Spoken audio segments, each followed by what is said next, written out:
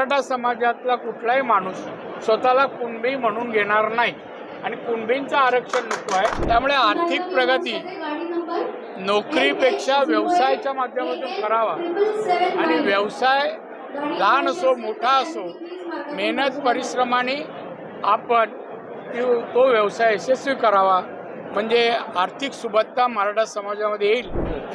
महाराष्ट्रामध्ये 30% मराठा समाज आहे आणि मराठा समाज एवढ्या वर्षानंतरही आज हवी तशी प्रगती करू शकला नाही।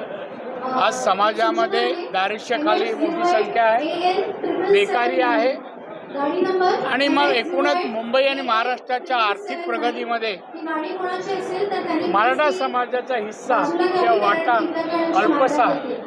त्यामुळे आर्थिक प्रगती नोकरीपेक्षा व्यवसायाच्या माध्यमातून करावा आणि व्यवसाय लहान असो मोठा असो मेहनत परिश्रमाने आपण तो व्यवसाय यशस्वी करावा, म्हणजे आर्थिक सुबत्ता मराठा समाजामध्ये येईल असं माझं मत आहे। कुणबी मराठा संदर्भात जो आता वाद आहे मी त्या मताचा नाही आहे।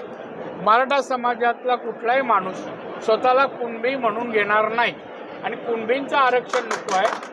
मागास समाज म्हणून जे घटनेच्या 15 आणि 16(4) मध्ये प्रोव्हिजन आहे, सर्वे करून मागासलेपणा आढळल्यास राज्य सरकारला अधिकार आहे आरक्षण द्यायचा, तो राज्य